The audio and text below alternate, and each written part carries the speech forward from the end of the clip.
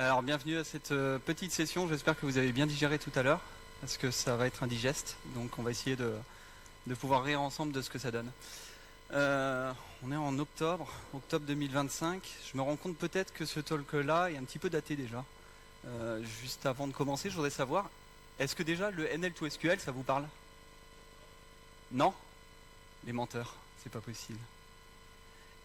Qui d'entre vous, en levant la main, a déjà tenté de faire du NL2SQL? Putain, vous êtes vraiment timide, c'est dingue. Ok. Qui connaît Semantic Kernel? Attends, je me mets bien aussi. Parce que... Ah, il y a quelques personnes, ça c'est cool. Alors aujourd'hui, on va faire un petit atelier dans lequel on va regarder comment est-ce que j'ai réussi à construire un agent qu'on appelle NL2SQL. Donc NL, c'est Natural Language to SQL, langage SQL. Donc l'objectif, en fait, c'est de pouvoir transformer des demandes en langage naturel vers du requêtage SQL et d'exécuter ça, d'avoir des résultats et surtout essayer d'avoir quelque chose qui fonctionne. Le message derrière, c'est que finalement, on essaie de créer de l'IA pour accéder aux données plus facilement qu'avant. Alors, qui je suis? Moi, je m'appelle Kevin Beaugrand, je suis développeur, plutôt spécialisé sur l'utilisation des technologies cloud et de l'intelligence artificielle. Je travaille à CGI à Clermont-Ferrand, pardon, et je suis également nommé en tant que MVP dans les technologies autour de l'IA avec AI Foundry et des technologies de développeurs. Ça s'y prête plutôt bien parce qu'on est à mi-chemin entre les deux. Merci. Alors, juste pour vous réexpliquer, on va commencer par une démo, ce qu'on appelle le NL2SQL naïf. Alors naïf, pourquoi? C'est tout simplement parce que c'est souvent le premier cas qu'on réalise quand on essaye de faire du NL2SQL. On essaye de lui dire, bah tiens, donne-moi la liste des utilisateurs actifs de ma base de données. Et on va voir ce que ça donne. Alors, je vais prendre mon plus beau ChatGPT, que vous connaissez tous, j'imagine. Et je vais poser cette question-là, en fait, tout simplement pour essayer de comprendre comment ça fonctionne et ce que c'est capable de faire. Donne-moi la liste des clients de ma base de données. La réponse que je vais avoir, qui va assez vite, ah, cool, voilà, c'est que la première chose, en fait, ne fonctionne pas vraiment, parce que j'ai oublié de donner le contexte. Donc je suis dans un contexte dans lequel j'ai une base SQLite. J'espère que là, ça va fonctionner, parce que sinon, en général, il repose des questions, le coquin. Ah, super.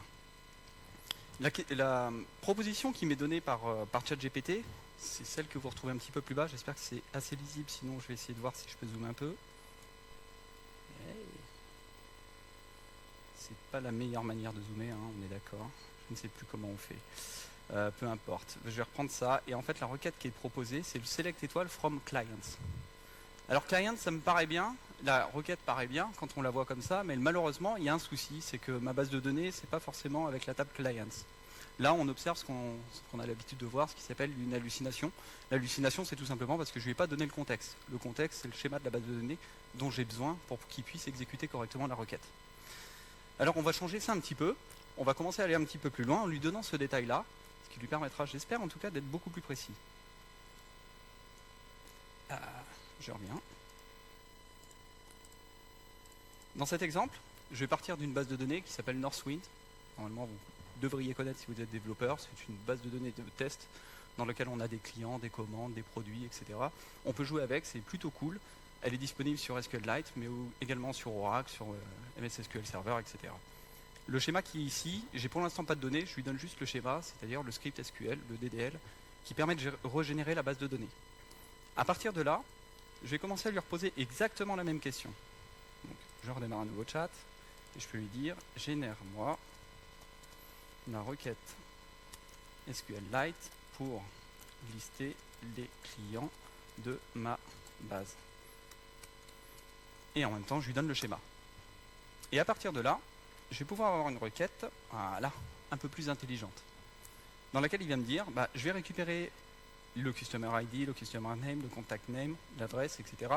à partir de la table customer, qui est beaucoup plus proche de la réalité. C'est bien le schéma qu'on a. Et c'est là, en fait, ce que je voulais vous montrer, c'est la première limite qu'on va avoir quand on essaie de faire du NL2SQL, c'est le SQL naïf, dans lequel on ne lui a pas fourni le contexte de la base de données. Jusque-là, tout le monde suit? Tout le monde connaissait ça, c'est cool. Alors malheureusement, cette solution-là, elle fonctionne, elle est très facile, elle a une grande force, mais elle a beaucoup de faiblesses. La première des faiblesses qu'on va avoir, c'est que ça va être difficilement maintenable. C'est-à-dire que si je commence à intégrer ça dans un agent avec du MCP, etc., pour aller récupérer directement la connexion à la base de données, etc. Quand je vais avoir une mise à jour de mon schéma, il va falloir que je mette à jour mon agent pour lui redonner le schéma qui va bien. Elle n'est pas maintenable non plus parce qu'à terme, plus mon schéma va grossir, va être important, plus il va contenir de tables, grosso modo, plus il y a de chances que le modèle se trompe. Il peut se tromper parce qu'il va retrouver deux tables qui vont être à peu près similaires. Dans mon exemple, je vous en montrerai une tout à l'heure, dans laquelle il va dire, tiens, pour faire cette requête-là, je vais utiliser cette table-là, au hasard, parce qu'on ne l'a pas spécifiée. Il ne sait pas comment la retrouver tout seul. Les autres risques qu'on va avoir, c'est la fiabilité finalement. C'est que si on veut jouer une requête, à partir d'une simple expression en langage naturel, on va essayer de faire confiance à l'IA. Et faire confiance à l'IA, j'espère que vous le savez, c'est pas forcément tout le temps la bonne idée. Et puis après, forcément, plus mon schéma est grand, plus je suis obligé de lui donner du contexte, c'est-à-dire l'intégralité du schéma de la base de données, et plus le schéma est gros, en plus des erreurs qu'on va avoir, c'est que ça va être coûteux. Tout ça, en fait, ça va être donné dans les tokens qui vont être consommés dans les modèles LLM. Ça va être coûteux en deux choses, en argent, en temps d'exécution, et puis finalement on est en énergie et en pollution. Donc c'est pas forcément la solution la plus idéale. Pour moi, réussir à créer un agent de NL2SQL, ça va beaucoup plus loin que ça. Ça va s'appuyer en fait sur différents piliers. Les premiers piliers que je vais avoir, c'est forcément la base de données, parce que c'est ce sur quoi on va essayer de s'appuyer. D'accord ? Donc la structure des données, c'est tout le modèle qu'on est capable d'avoir, et c'est là-dessus qu'on va essayer de baser notre travail pour créer notre agent. À partir de cette structure de données, on va devoir créer ce qu'on appelle un modèle sémantique. C'est un gros nom qui veut simplement dire, en fait, c'est une représentation en langage naturel du schéma de votre base de données. À partir de là, vous avez quels sont les champs qui sont disponibles, quelles sont les relations entre les différentes tables et le sens de cette table dans le contexte de la base de données dans laquelle on travaille. Ça, vous ne l'avez pas à l'heure actuelle, à partir du schéma. La chose après sur laquelle on travaille, c'est sur la génération de la requête. La génération de la requête, c'est bien, mais en même temps, il faut savoir si la requête qui va être exécutée va fonctionner à l'avance. C'est pas si simple. Potentiellement, il peut y avoir des erreurs d'exécution de la requête. Et on ne veut pas forcément que ce soit la base de données qui nous le dise. On ne veut pas non plus que quand la requête SQL est générée, qu'on ait des problématiques de performance liées à l'exécution de la requête. Exemple typique, je suis en train de brasser des tables et je suis en train de faire un produit cartésien sur différentes tables. J'écroule les performances de ma base en live.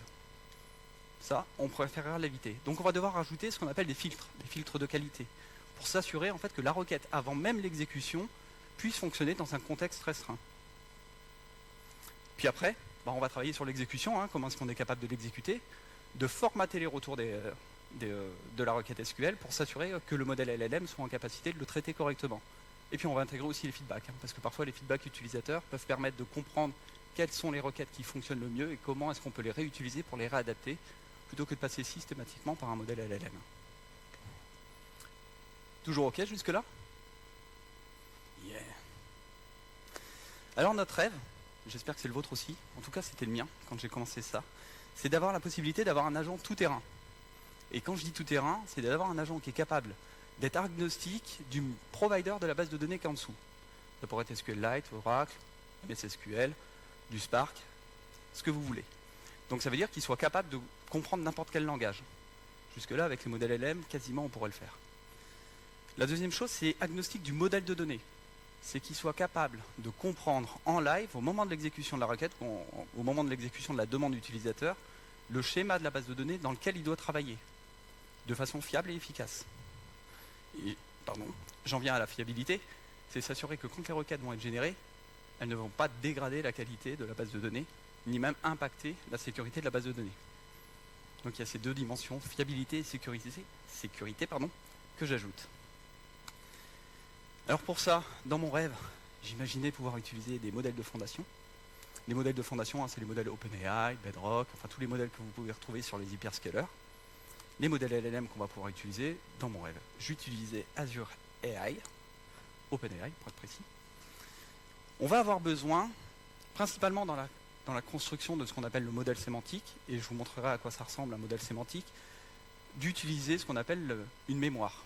La mémoire, elle va être super importante parce qu'elle va me permettre de pouvoir enregistrer l'état de mon modèle sémantique à un instant T, au moment de l'exécution de l'agent, mais surtout de récupérer uniquement les morceaux du modèle sémantique qui m'intéressent quand j'ai besoin de générer une réponse. Et on va pouvoir voir ce que ça donne. Et puis après, là-dedans, je vais rajouter ce qu'on appelle des fonctions qui me permettent d'appeler la connexion SQL, de déclencher la commande, de récupérer le retour, etc. et de pouvoir formater ça à l'utilisateur.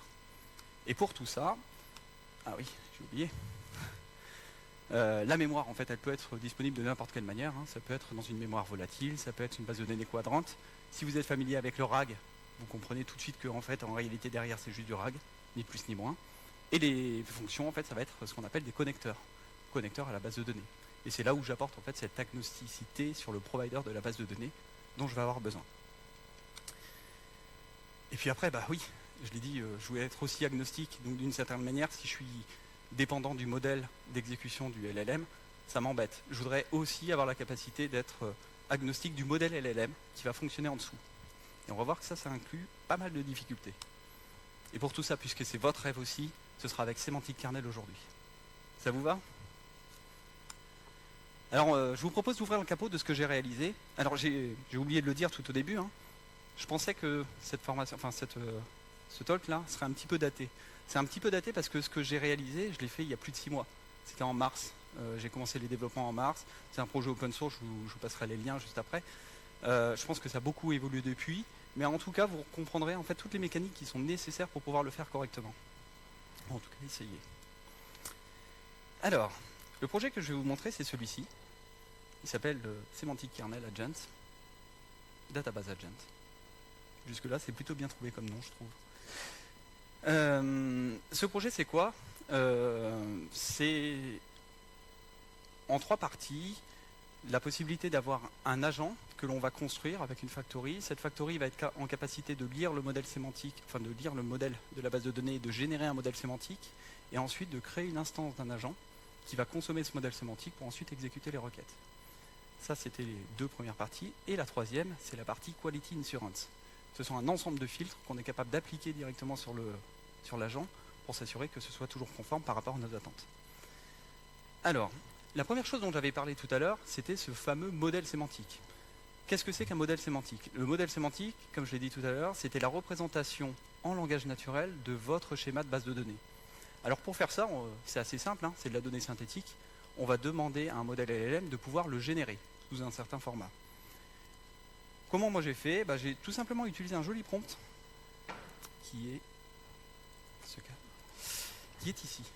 Alors ce joli prompt, il est très verbeux. Je vous le présente un petit peu en grand, ça devrait être bon. Il a tout un tas d'instructions dans lesquelles on lui dit, voilà, tu es un expert sur les bases de données en fonction du template dans lequel on est, SQL Server, Oracle, etc.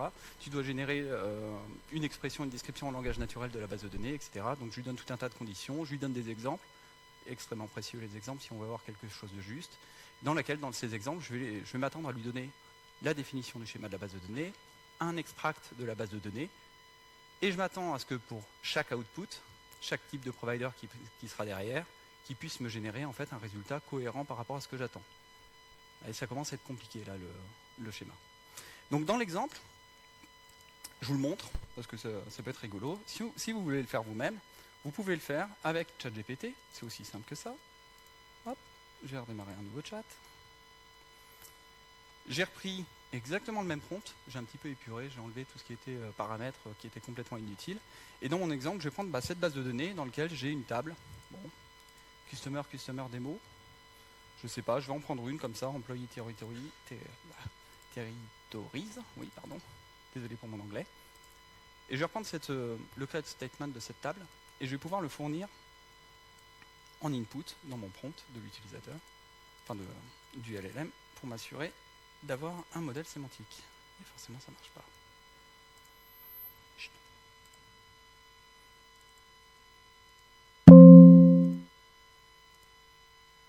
Ah, et ça, c'est l'effet démo.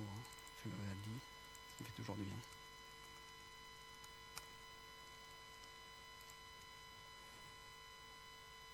Parfait.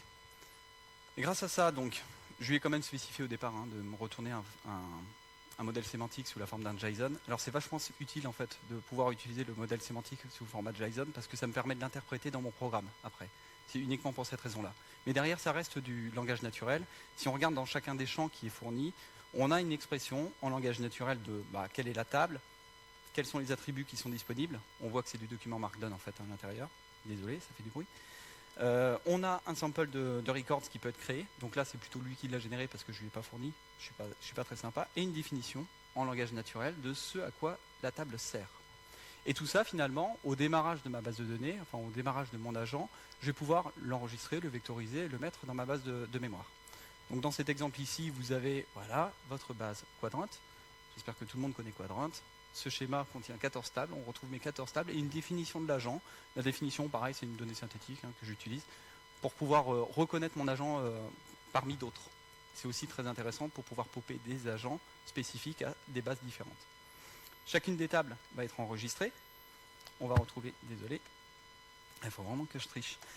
Dans ces champs-là, dans chacun de mes enregistrements, finalement, la description du modèle sémantique de chacune des tables, et c'est ce que je vais pouvoir utiliser au moment où je vais aller requêter mon agent. Jusque-là, tout est clair? Super. Finalement, après, on se retrouve avec un système dans lequel on a une question utilisateur qui est posée. À partir de cette question utilisateur, je vais aller rechercher mes différents data points qui me permettent de savoir quelles sont les tables que je vais pouvoir utiliser pour fournir une réponse correcte, ce qui me permettra de limiter la taille du contexte que je vais envoyer au modèle LLM au moment où j'ai besoin de générer la requête. Une fois que j'ai arrivé à ce filtrage-là, je vais pouvoir travailler sur un autre prompt, finalement, qui va être celui qui va écrire la requête SQL. De la même façon que tout à l'heure, on va retrouver en fait une construction dans laquelle on lui dit tu es bien un expert qui est en capacité de générer du code SQL pour ce type de provider. Ah oui, je fais une gestion d'erreurs aussi, parce que de temps en temps, il génère des requêtes qui ne fonctionnent pas très bien. Je lui donne l'exemple de la requête qu'il a générée, l'erreur qu'il a obtenue, et je lui demande de la corriger. Ça peut être utile aussi, ça arrive souvent. Je lui donne un certain nombre de contraintes, je lui dis quel est le format qu'il doit utiliser pour la requête, comment fonctionne le modèle sémantique que je lui ai donné. Donc ça, c'est parce que je lui donne un exemple. Et voilà, et voilà, et voilà. Donc c'est un joli prompt qui fait quelques dizaines de lignes. Quelques dizaines de lignes. Avec tous les schémas et toutes les différences entre les providers de bases de données qui sont présentes. Et là, on comprend tout de suite la complexité dès qu'on veut créer quelque chose d'à peu près agnostique par rapport aux bases de données. Quand je lui fournis le schéma qui est ici, à un moment donné, les tables definition, on parle bien du schéma qui aura été filtré. Potentiellement, ça peut être que 5 tables sur les 14 parce que je n'ai pas besoin des 14. Une fois que j'ai fait ça, j'ai mon agent. Je vais avoir besoin d'un petit tool. Le petit tool, en fait, c'est celui qui me permet de me connecter à la base de données et de pouvoir exécuter la requête. Donc je vous montre une partie du code qui est utile. Je pense qu'il n'y a pas besoin de grand-chose. C'est la fonction en sémantique kernel. Comment est-ce qu'on crée un outil en sémantique kernel? Vous l'avez vu tout à l'heure avec les personnes d'AWS qui présentaient leur framework. Sémantique kernel, c'est à peu près pareil. On va avoir une fonction en code impératif. On met des descripteurs en lui disant quel est le but de cette fonction-là, qu'est-ce qu'elle retourne, etc. Tout ça en langage naturel et il est capable de l'utiliser assez facilement. Et dans ce code-là, finalement, on retrouve le code impératif de tout ce qui se passe à l'intérieur pour pouvoir filtrer les tables, donner les contenus, etc. etc. Qu'est-ce que j'ai oublié? Alors, j'ai oublié une dernière partie. La partie Quality Insurance. À l'intérieur de mon code impératif, je ne voulais pas le laisser sous forme de fonction. Je l'ai mis à l'intérieur de mon code impératif la possibilité de vérifier la requête avant qu'elle soit exécutée à la base de données. Donc je ne sais plus où est-ce que ça se retrouve à l'intérieur. Je vais essayer de la retrouver, la fonction. C'est pas très lisible, je suis désolé. Mais... Bon, vous allez me faire confiance du coup. Ouais. Vous allez me faire confiance parce que je ne vais pas la retrouver là tout de suite. Et à la limite, c'est pas forcément dramatique. Mais on va retrouver en fait un certain nombre de filtres que j'ai appliqués. Ici, je vous ai mis en open source un seul filtre qui s'appelle le Query Relevancy. Est-ce qu'il y en a qui sont familiers avec Ragas? Ça vous parle Ragas, c'est un petit framework qui permet de vérifier l'accuracy de vos systèmes de RAG. Il y a un filtre un évaluateur qui existe qui s'appelle la relevance. Et la relevance, en fait, le principe, c'est quoi? C'est de prendre les réponses qui sont fournies et de regarder quelles auraient été les potentielles questions pour avoir cette réponse-là. Et je vais réexécuter le même principe. Je vais demander à un modèle LM de me dire tiens, j'ai telle requête SQL. Cette requête SQL correspondra à quelle demande d'utilisateur? Et à partir de là, je vais essayer de regarder si la demande d'utilisateur que lui me prédit est identique ou tout du moins proche à la demande d'utilisateur réelle. Et à partir de là, je peux savoir en fait si la requête répondra bien à la question de l'utilisateur. Ça reste des filtres qui sont jugés par l'IA, mais pour autant, ça reste plus ou moins efficace. Alors on peut imaginer plein d'autres filtres. des filtres, comme je l'avais dit tout à l'heure, par exemple sur la performance. Est-ce que tu identifies un risque de performance sur cette requête-là? Ça peut être très utile pour s'assurer en fait qu'on ne dégrade pas la qualité de la base. On peut rajouter des filtres, par exemple, sur les droits. Est-ce qu'il a le droit de requêter ce type de données? Ou est-ce qu'il a le droit de requêter cette donnée-là dans une table? Tout ça, en fait, ça reste à customiser directement dans les différents filtres pour pouvoir le faire. Ce n'est pas forcément ce que j'ai mis en open source tout de suite. L'objectif, c'était principalement de regarder comment ça pouvait fonctionner dans un état réel. Et puis après, la dernière chose que j'ai faite, que je vais pouvoir vous montrer, c'est que j'ai exposé sous la forme de MCP. Alors le MCP, ça me paraissait plutôt bien au départ. Je pense qu'il y a un autre protocole qui existe maintenant qui s'appelle le Agent to Agent, qui sera beaucoup plus efficient pour ça. J'ai exposé dans mon MCP 3 tools. 3. Si j'arrive à les retrouver, programme. Tac. On regardera après comment ça s'instancie. J'ai exposé 3 tools. Ces tools-là, ça va être le premier qui s'appelle Ask. Allez, pose-moi une question en langage naturel, je te répondrai en langage naturel et j'exécute la requête. Le deuxième tool, c'est donne-moi les tables qui sont disponibles. Le troisième tool, c'est donne-moi la définition de la table. Voilà, ni plus ni moins. Et avec ces 3 tools, je vais être en capacité de les utiliser directement, conjointement, au travers en fait, de clients MCP. Donc les exemples que je peux vous montrer, bon bah ça va être ici, hein, ouais. C'est assez gros. Vous devrez me faire confiance, c'est ça? Hop. Je vais essayer de juste zoomer, mais surtout vous le laisser en plein écran parce qu'on voit rien en fait. Contrôle. Ouais. C'est bon là? C'est peut-être un peu trop même. Hein,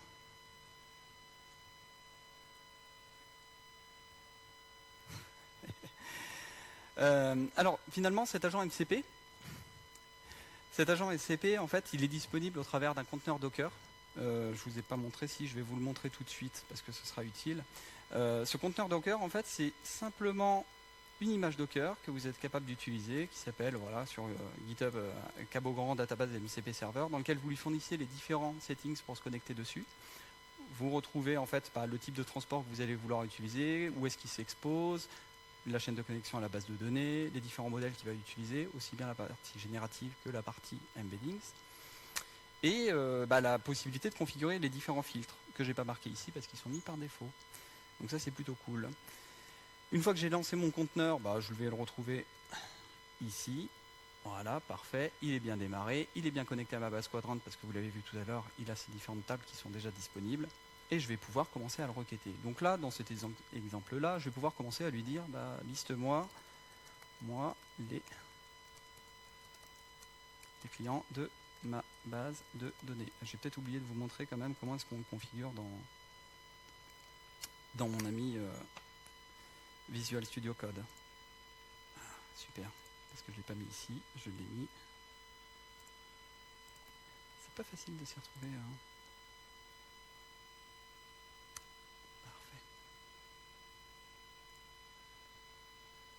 Ah. Et oui, après on n'y voit plus rien en fait. Zoom. Je dézoome. Parfait. Donc finalement, comment je l'utilise? Je configure directement dans mes configurations utilisateurs mon client MCP en lui disant tu vas te connecter avec un agent qui s'appelle Database Agent sur un stream SSE. Alors ici, c'est même pas du stream SSE, c'est du HTTP Streamable. Streamable HTTP, je me souviens plus dans quel sens ça s'appelle, sur cette URL-là. Et à partir de là, il est capable de se connecter dessus directement et de récupérer mes 3 tools qu'on retrouve ici. Ces tools-là, je vais pouvoir les utiliser directement au travers de GitHub Copilot sur mon agent. Alors bien sûr, ici j'ai utilisé GitHub Copilot, mais on pourrait utiliser Claude ou d'autres clients MCP si vous le voulez. Et les 3 tools, c'est les 3 que je vous avais expliqués tout à l'heure, qui sont présents ici. Et donc à partir de là, je vais pouvoir commencer à lui demander, liste-moi les clients de ma base. Alors oui, j'ai auto-approuvé l'exécution des requêtes, c'est pas bien. Et on va pouvoir voir le résultat que ça donne. Excellent. Donc là, je ne sais pas si je peux vous le montrer dans les requêtes. Ce qu'on n'a pas vu, c'est que finalement, il a appelé à partir du langage naturel directement mon agent NL2SQL. en spécifiant voilà, ce dont il a besoin. Il a augmenté un petit peu ma requête, hein. Ça c'était plutôt cool parce que du coup ça lui permet d'être beaucoup plus précis. Et j'ai l'output de mon agent en langage naturel. D'accord, je ne vais pas utiliser un output en JSON ou quoi que ce soit, j'en ai rien à faire. Ce que je veux, c'est juste du langage naturel. Et finalement, c'est GitHub Copilot qui a reformulé ça un petit peu. Alors du coup, je peux lui demander ici, il m'a donné les noms. Ça, c'est plutôt cool. Ça, c'est une requête simple. Je pourrais aller beaucoup plus loin, en lui disant, donne-moi le top 10 des clients par volume de vente. Là, il va découvrir tout seul les relations, exécuter la requête et me donner les résultats.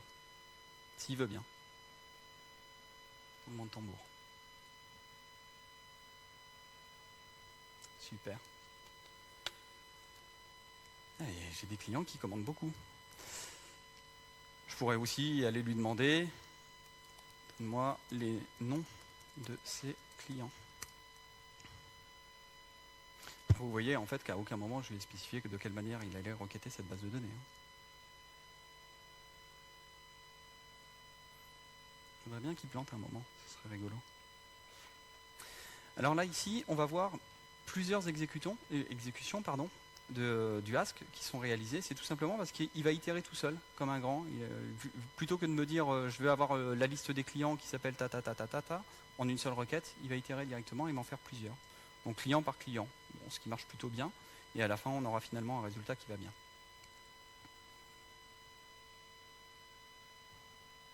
18 minutes.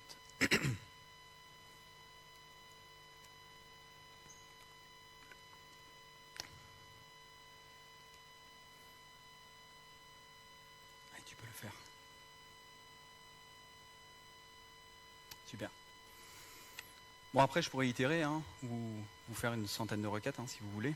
Ce ne sera pas forcément le but aujourd'hui. Ce qui était intéressant, c'est de voir les différents découpages que j'ai réussi à réaliser pour avoir ce type de comportement.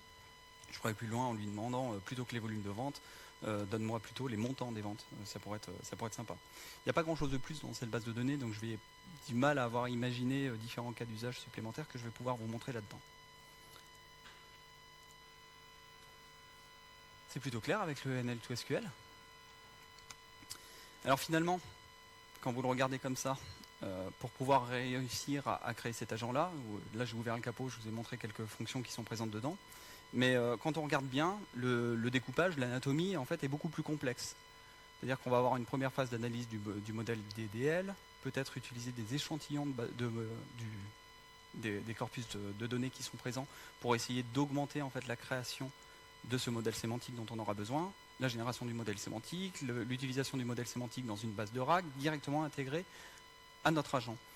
Et au moment de la récupération de la requête, on retrouve en fait la préparation, la sélection des meilleures tables qui correspondent à la question qui a été posée. On pourra affiner aussi pour aller beaucoup plus loin, parce que là j'ai utilisé un RAG simple, mais en utilisant aussi des cross-encodeurs pour aller améliorer le filtrage des tables dont on aura besoin, la génération de la requête, mais surtout le plus important c'est la partie basse, la pertinence de la requête, l'évaluation des risques. Est-ce qu'il n'y a pas des problématiques dans l'utilisation de ce type de requête? Et puis après, l'exécution, le formatage de la requête, etc., c'est souvent ce qu'on retrouve très rapidement, hein, c'est les premières choses qui ont été réalisées. Le dernier point, c'est quelque chose que je ne vous ai pas montré, que je n'ai pas, mais pour autant, c'est hyper important. C'est les mesures, le feedback. Comment est-ce qu'on est capable de mesurer quelles sont les requêtes qui ont été exécutées en grande majorité? Est-ce qu'elles ont fonctionné? Quels étaient les problèmes? Pourquoi est-ce qu'on ne serait pas capable aussi de pouvoir évaluer a posteriori si ces requêtes-là correspondaient bien à la demande des utilisateurs et si ça fournissait bien une satisfaction aux utilisateurs? Et ça, pour ça, on va avoir besoin d'une base analytique. Et il faudra aussi s'appuyer sur des frameworks qui permettent de le faire. Bon, c'est une chance, Semantic Kernel pouvait le faire, donc c'était plutôt cool. Alors ce modèle, ce type d'agent, en fait, je vous l'ai dit tout à l'heure, je voulais qu'il soit agnostique. Je voulais qu'il soit agnostique du provider de base, mais aussi agnostique du modèle LLM qui était utilisé pour pouvoir le faire. Alors j'ai pris cette base de données, petite base de données, assez simple, vraiment très simple, et je l'ai évaluée avec un corpus de questions.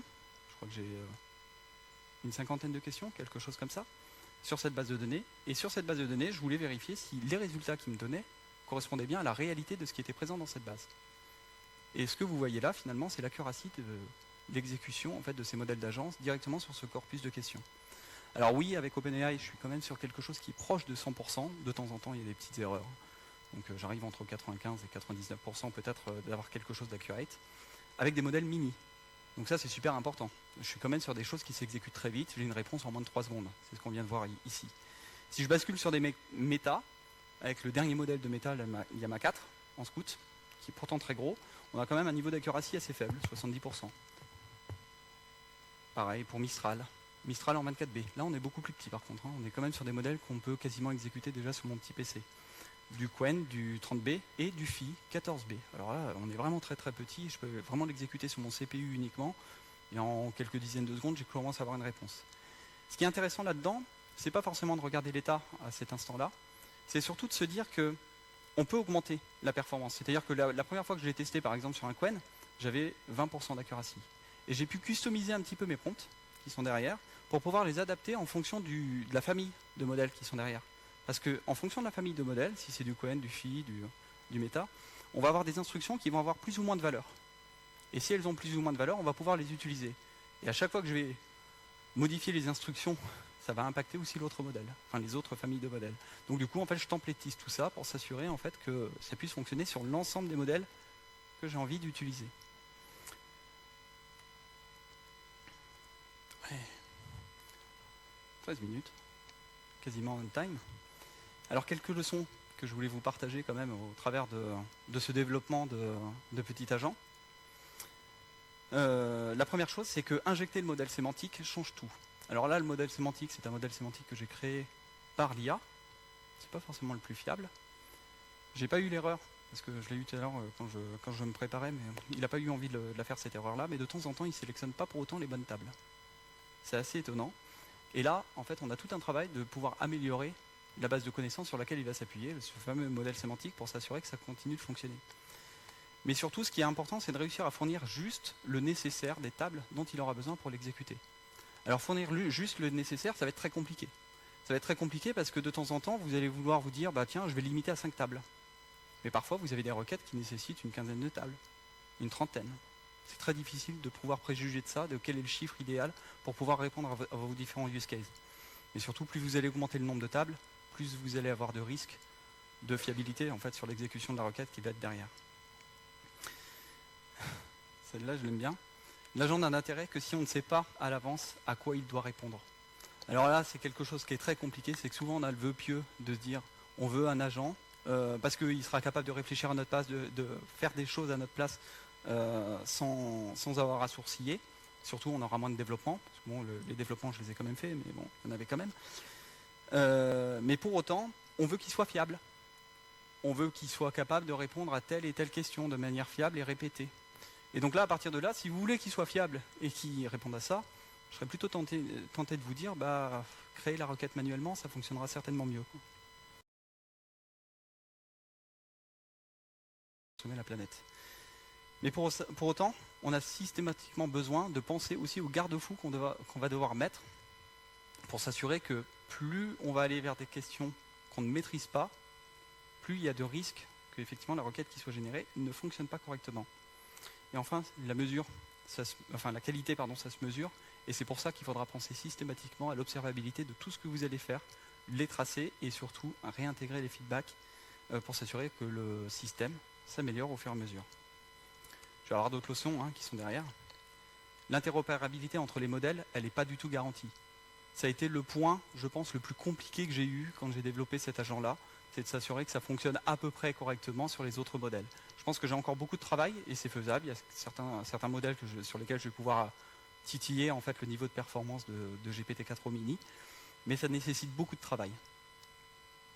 L'interopérabilité entre les providers de bases de données n'est pas garantie non plus. Autant on a le formalisme du SQL, mais parfois il y a des sucreries. Il peut y avoir les accolades pour entourer les noms des tables, des choses comme ça. Parfois il y a des optimisations aussi qui sont faites par certains providers, et auquel cas en fait on peut demander au modèle LLM de s'assurer que la requête utilise bien ces optimisations, ou même les versions des modèles, enfin des providers de bases de données. Donc on peut aller très loin en fait dans le niveau de customisation, et plus on va loin, plus c'est compliqué. Et c'est pour cette raison-là que j'ai utilisé plutôt un moteur de template de prompt qui me permettait justement de bypasser ces risques liés à l'agnosticité des modèles. La fiabilité de l'exécution n'est jamais acquise. Eh oui. C'est pas parce que le modèle, on a rajouté tous les contrôles, qu'on a rajouté toutes les qualités de prompt, que forcément, on est sûr que l'exécution va bien se passer. Et donc, ce que je fais en général, c'est que je fais beaucoup de politiques de retry. À l'intérieur même de mon agent, je vais avoir des retries qui seront réalisés au moment où j'ai des erreurs d'exécution. Et c'est pour ça qu'on retrouve dans certains de mes prompts la possibilité de faire une correction de la requête SQL qui a été générée. Le dernier point, c'est peut-être le plus important, c'est que finalement, si vous voulez utiliser ce genre d'agent, le premier conseil que je vous donnerais, c'est de les réserver pour des cas non risqués. Des cas où la qualité, elle n'est pas importante. Des cas où l'information ne va pas faire prendre des risques à la personne qui va utiliser cette information qui a été générée. Et finalement, ça commence à réduire beaucoup les cas d'usage dans lesquels on va pouvoir utiliser ce type d'agent.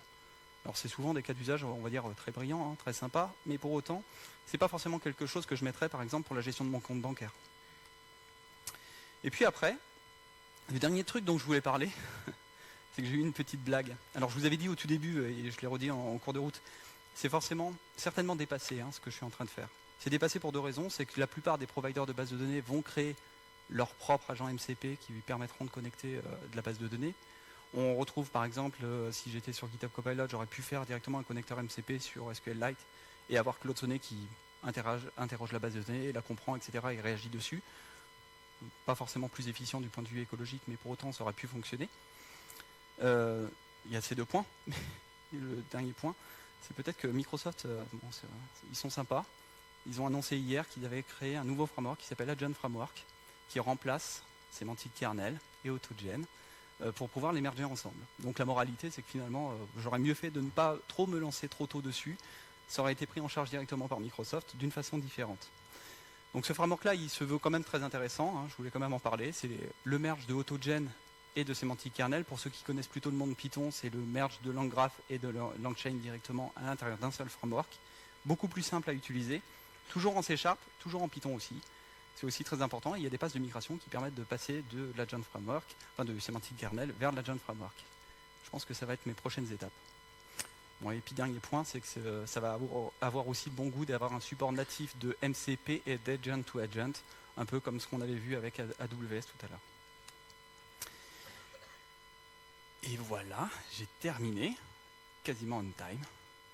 Je suis disponible si vous avez des questions.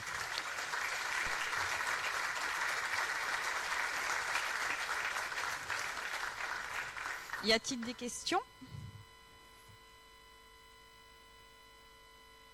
Une question pour Kevin.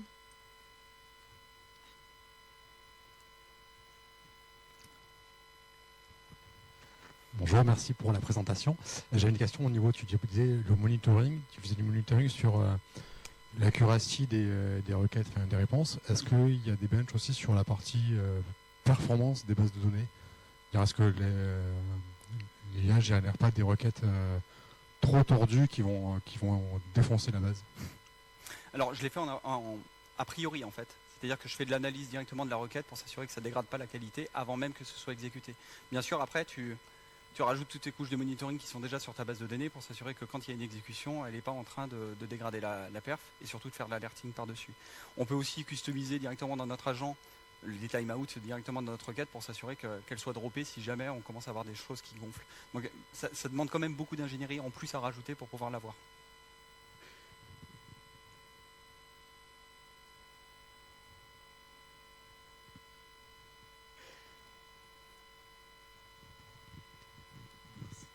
Merci Kevin, c'était super intéressant. Je voulais savoir, tu disais à un moment donné que A2A serait plus intéressant que MCP potentiellement pour ces cas d'usage-là. Et j'avoue, je sais pas pourquoi en fait. Si tu as une je suis preneur. Dans cet exemple-là, en fait, la principale fonction que je vais utiliser, c'est la fonction ask. Et la fonction ask, en fait, elle permet juste de faire de la communication en langage naturel pour aller demander à l'agent de faire une action. En fait, je propose un seul outil qui s'appelle ask. Les autres outils qui sont derrière, le listable et getDefinitions, finalement, je pourrais même l'avoir intégré carrément à l'intérieur de mon agent.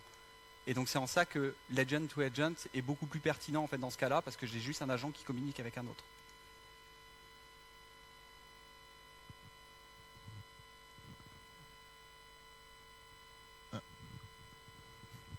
Non, pas lui. Non, moi, il y a un truc qui me surprend, c'est que tu sois obligé de lui spécifier la structure de ta base de données et ton schéma de base de données. Pourquoi pas mettre un agent qui va récupérer automatiquement ton schéma et faire ce que tu as fait toi en grande partie? Alors finalement, c'est ce que j'ai fait, hein. C'est-à-dire que allez, je vous montre. Soyons fous. Je vous l'avais dit, c'est en open source. Vous avez le code source, et en fait, c'est exactement ce qui se passe au tout démarrage. J'ai un premier agent en fait qui est en charge de ce que j'appelle le Database Agent Factory, c'est l'équivalent d'un agent qui est en charge de se connecter à la base de données, de regarder le schéma de la base de données et de créer ce modèle sémantique avant même de provisionner l'agent qui est derrière. Donc c'est exactement ce qui se passe derrière. Pour autant, c'est pas forcément le modèle le plus fiable, parce que après il y a toutes les mécaniques. Dès que mon modèle change, comment est-ce que je mets à jour mon modèle sémantique, etc. pour que ça puisse fonctionner. C'est pas forcément beaucoup plus simple. Alors le code source, vous pouvez le retrouver, hein, c'est sur mon repository GitHub. Il s'appelle Semantic Kernel Agents Database Agent. Si simple que ça. Vous n'êtes pas obligé d'être fanat de Semantic Kernel pour pouvoir l'utiliser, puisque comme je vous l'ai montré, ça s'installe directement avec un Docker connectable en MCP et ça fonctionne plutôt bien. J'ai le support de pas mal de bases quand même. Donc je ne sais plus si j'ai la liste. Ouais, pas mal de bases, dont Oracle, dont du Spark, etc., qui sont présents dedans, avec comment est-ce que vous customisez vos différents filtres de sécurité qui sont présents dessus, etc. Et tout ça, c'est sous licence MIT, donc amusez-vous bien si le cœur vous en dit. Moi, j'avais une petite question par rapport à la démo. Ah oui. Pendant la démo, quand vous avez demandé le nom des clients par volume, il a fait N requêtes. Il n'y a pas moyen d'avoir ce genre de réponse par une simple jointure plutôt que de faire N requêtes. C'est un peu la même problématique qu'on a dans certains ORM quand on configure mal ces requêtes. Ouais. Là, en fait, c'est pas mon agent qui a pris la décision de faire une requête par requête. C'est GitHub Copilot qui a pris la décision de dire j'ai une liste de 10 clients et je vais aller requêter systématiquement un par un. Il aurait pu tenter de juste dire donne-moi la liste complète de tous les clients, enfin les noms des clients à partir de ces codes-là. Il aurait pu le faire et mon agent aurait répondu correctement, certainement, parce qu'il aurait fait les jointures correctement. Et là, pour le coup, j'ai pas la main. Et ça fait partie des difficultés qu'on va avoir, hein, c'est que forcément, on ne sait pas de la manière dont ça va être utilisé. Donc là, c'est un exemple avec 10, mais on pourrait imaginer un exemple dans lequel on va avoir des centaines de requêtes qui vont être exécutées au fur et à mesure et qui sont ingérables en fait. Ça fait partie de toutes les difficultés qui font que, à la fin, je vous dis, réservez-le à des cas pas trop risqués, quoi. Oui, je veux. Oui. Pour toute la partie RAGAS, Context Recall et Accuracy, c'est quoi la taille idéale d'un dataset de test? Et je suppose que dans ce cas, il a été fait manuellement. Tu as vérifié toutes les questions et toutes les réponses? Oui. Là, dans mon exemple, je l'ai fait complètement manuellement, hein. C'est-à-dire que j'ai pris mon modèle sémantique, j'ai demandé à un LLM de générer un pool de questions possibles, et j'ai travaillé moi-même la requête SQL qui était capable d'être générée pour avoir les résultats, et je donne juste les résultats en termes de data qui sont en sortie, parce que je ne maîtrise pas en fait la sortie, le langage qui est sorti. Donc je lui donne juste les données, et je m'assure en fait que les données qui ont été ressorties par l'agent LLM sont cohérentes par rapport aux données que j'ai en entrée. C'est des tests unitaires codés en fait, hein, finalement. J'ai une question pour toi, Kevin. Oui. Comment tu te... Ici. Ah, pardon. Comment tu te protèges du SQL injection, entre guillemets, du genre récupère-moi tous les clients et puis à la fin tu rajouteras moins drop. Excellente question. Ça fait pas partie des filtres que j'ai mis. Et effectivement, ça va être une des autres problématiques. Alors après, tu peux le faire avec le framework même. En C#, on a tous les mécanismes justement pour injecter plutôt des paramètres plutôt que la requête SQL, parce que c'est moi qui génère la requête SQL. Donc du coup, on peut le faire directement au travers du framework C# qui est derrière. Mais c'est pas forcément quelque chose que j'ai mis en filtre directement. Et on pourrait le rajouter sous forme de filtre, s'assurer qu'il n'y ait pas d'injection SQL. Voire même des filtres en amont de la requête avant même qu'elle soit générée. C'est bien, tu m'ouvres la voie à de nouvelles optimisations. Est-ce qu'il y a d'autres questions dans la salle? Il nous reste 1 ou 2 minutes. 30 secondes. 30 secondes. La dernière question.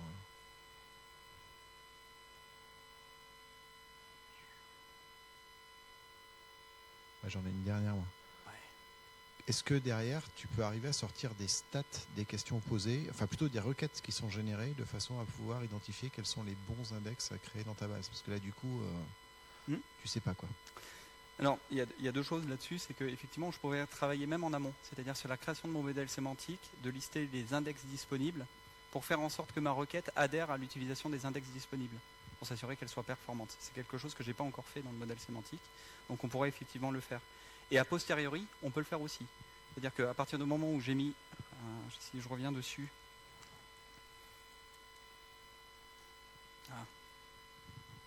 c'est cette partie-là.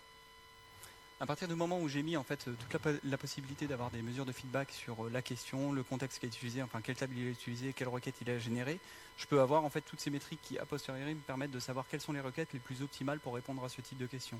Et là, je peux induire en fait un autre truc, un RAG sur des requêtes déjà posées qui sont validées. Et là, il faut cumuler les choses après. Merci.